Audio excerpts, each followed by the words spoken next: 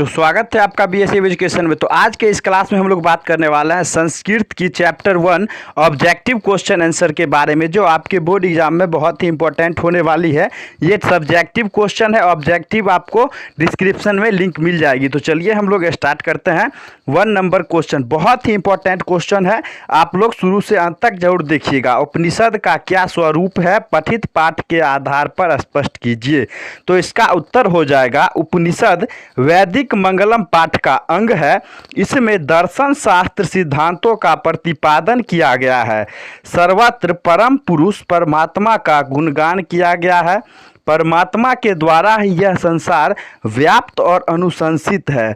सत्य की प्रकाष्ठा से ही ईश्वर की मृत रूपी ईश्वर सभी को तपस्या का परम लक्ष्य देते हैं। उपनिषद का यही स्वरूप होता है। उपनिषद का स्वरूप क्या होता है? प्रभु सभी को तपस्या और परम लक्ष्य का रूप देते हैं, उसी का यह उपनिषद का स्वरूप होता है। तो चलिए 1 नंबर क्वेश्चन आपकी बिल्कुल क्लियर हो गई। तो हम लोग अब आगे बढ़ते हैं 2 नंबर क्वेश्चन पे। बहुत ही इंपॉर्टेंट क्वेश्चन है, मोस्ट इंपॉर्टेंट क्वेश्चन है। शुरू से अंत तक वीडियो को देखिएगा, बहुत ही मज़ा आने वाली है आगे। तो चलिए हम 2 नंबर क्वेश्चन देखते हैं। आत्मा का स्वरूप क्या है? आत्मा का स्वरूप क्या है? पठित पाठ के आधार पर स्पष्ट करें। मंगलम पाठ की दूसरी क्वेश्चन है, आत्मा का स्वरूप क्या है? कठोपनिषद में आत्मा का स्वरूप बड़ा ही अपूर्व विश्लेषण किया गया है। आत्मा मनुष्य की हृदय रूपी गुफा में अवस्थित रहती है।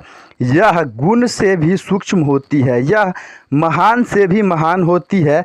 इसका रहस्य समझने वाला सत्य का अन्मोलन हो जाता है, वह आत्मा का स्वरूप होता है। जो आत्मा को अन्वेषण करता है वही आत्मा का स्वरूप होता है। तो चलिए 2 नंबर क्वेश्चन क्लियर। तो हम लोग अब 3 नंबर क्वेश्चन देखते हैं।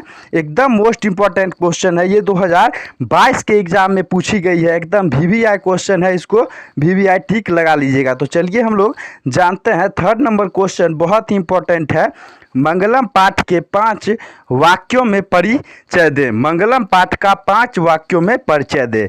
इस पाठ में 4 मंत्र क्रमशः इस पाठ में 4 मंत्र क्रमशः ऋष्या वस्कंठ मुंडन तथा श्वेताश्वर नामक उपनिषद में विशुद्ध आध्यात्मिक ग्रंथों के रूप में उपनिषद का महत्व माना गया है। उपनिषद के 5 वाक्यों में परिचय दे। तो पहला वाक्य है ऋष्यावास्य, दूसरा है कंठ, तीसरा है मुंडक तथा चौथा है श्वेताश्वर नामक उपनिषद के विशुद्ध आध्यात्मिक ग्रंथों के रूप में उपनिषद का महत्व है। इन्हें पढ़ने से परम सत्ता के प्रति श्रद्धा उत्पन्न होती है, सत्य के अन्वेषण की प्राप्ति होती है तथा आध्यात्मिक खोज की उत्सुकता बढ़ती है। उपनिषद ग्रंथ विभिन्न भेदों में संबंध रखते हैं। उपनिषद जो ग्रंथ है वो विभिन्न भेदों में संबंध रखता है। तो 3 नंबर क्वेश्चन क्लियर हो गई।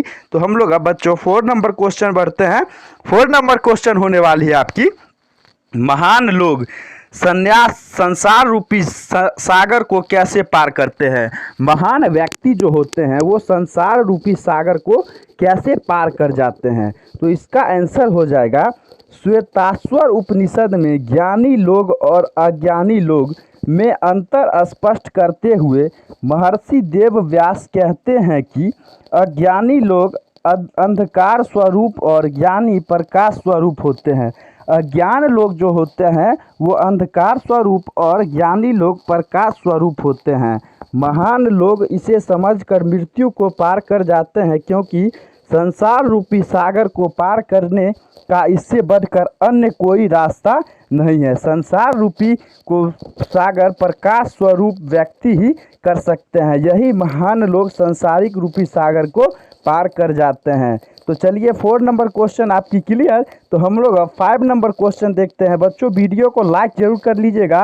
वीडियो बनाने में जो मेहनत लगती है वो आपको भी पता होगी, वीडियो में बहुत ज़्यादा मेहनत लगती है बनाने में। तो वीडियो को लाइक और चैनल को सब्सक्राइब जरूर करते चलिए। 5 नंबर क्वेश्चन है और ऐसी क्वेश्चन वीडियो आप लोग को बहुत ही मस्त मस्त मिलती रहेगी। विद्वान पुरुष ब्रह्मा को किस प्रकार प्राप्त करता है? विद्वान पुरुष जो होता है वो ब्रह्मदेव को को कैसे प्राप्त करता है या ब्रह्मचर्य को कैसे प्राप्त करता है। मुंडोपनिषद में महर्षि वेदव्यास का कहना है कि जिस प्रकार बहती हुई नदियाँ अपने नाम और रूप अर्थात व्यक्ति का त्याग कर समुद्र में मिल जाती है, उसी प्रकार महान पुरुष अपने नाम और स्वरूप अर्थात अहप को त्याग कर ब्रह्म को प्राप्त कर लेती है, वही ब्रह्मरूपी विद्वान कहलाती है। ब्रह्मरूपी विद्वान जो होता है वो सब कुछ त्याग कर व्यक्तित्व को त्याग कर समुद्र में मिल जाता है, उसी को महान पुरुष या विद्वान पुरुष कहा जाता है। तो चलिए आपकी 5 नंबर क्वेश्चन क्लियर। तो हम लोग अब सेकेंड नंबर 6 नंबर क्वेश्चन की ओर बढ़ते हैं। एकदम मोस्ट इंपॉर्टेंट क्वेश्चन है। 6 नंबर क्वेश्चन हो जाएगी बच्चों आपकी। कहते हैं लहरों से डरकर नौका पार नहीं होती और कोशिश करने वालों की कभी हार नहीं होती। तो चलिए हम लोग देखते हैं, मंगलम पाठ के आधार पर सत्य की महानता पर प्रकाश डालें। मंगलम पाठ के आधार पर सत्य की प्रकाशता पर या सत्य की महानता पर प्रकाश डालें। उत्तर हो जाएगी सत्य की महानता का वर्णन करते हुए महर्षि देव व्यास कहते हैं कि हमेशा सत्य की ही जीत होती है। महर्षि वेद व्यास कहते हैं हमेशा सत्य की ही जीत होती है, मिथ्या कदापि नहीं जीतता और झूठ कदापि नहीं जीतता। सत्य से ही देवलोक का रास्ता प्रशस्त होता है, सत्य से ही देवलोक की रास्ता खुलती है। मोक्ष प्राप्त करने वाला ऋषि लोग सत्य को प्राप्त करने के लिए ही देवलोक जाते हैं, क्योंकि देवलोक सत्य का खजाना है। मंगलम पाठ के आधार पर सत्य की महानता क्या है?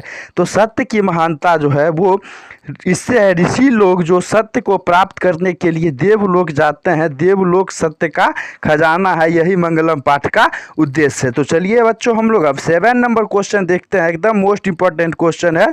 7 नंबर क्वेश्चन हो जाएगी बच्चों आपकी, मंगलम पाठ के आधार पर आत्मा की विशेषताएं बतलाएं। मंगलम पाठ के आधार पर आत्मा की विशेषताएं को बतलाएं। मंगलम पाठ के संकलित कोठोपनिषद के लिए गए मंत्र में महर्षि वेद व्यास कहते हैं कि प्राणियों की आत्मा हृदय स्वरूप गुफा में बंद होती है, यह सूक्ष्म से सूक्ष्म और महान से महान होती है। इस आत्मा को वश में नहीं किया जा सकता। विद्वान लोग शोक रहित होकर परमात्मा अर्थात ईश्वर का दर्शन करते हैं, यही आत्मा की विशेषता होती है। विद्वान लोग जो होते हैं वो तप मुनि कर ईश्वर का दर्शन कर लेते हैं, यही दर्शन आत्मा की विशेषता कहलाती है। तो चलिए बच्चों आपकी 7 नंबर क्वेश्चन एकदम कंप्लीट हो गई। तो हम लोग अब 8 नंबर क्वेश्चन पे बढ़ते हैं। 8 नंबर क्वेश्चन होने वाली है, बहुत ही उपनिषद क्वेश्चन है। 1 नंबर क्वेश्चन मतलब 8 क्वेश्चन में आपका पूरा उपनिषद पाठ एकदम कंप्लीट हो जाएगा। उपनिषद को आध्यात्मिक ग्रंथ क्यों कहा गया है? उपनिषद को आध्यात्मिक ग्रंथ क्यों कहा गया है? उपनिषद एक आध्यात्मिक ग्रंथ है क्योंकि यह आत्मा और परमात्मा के संबंध के बारे में विस्तृत व्याख्या करता है। परमात्मा संपूर्ण संसार में शांति स्थापित करते हैं। सभी तपस्वियों का परम लक्षण परमात्मा को प्राप्त करना है। सभी तपस्वियों का जो लक्षण है वो परमात्मा को प्राप्त करना है। उपनिषद का आत्मनिर्भर ग्रंथ क्यों किया गया है?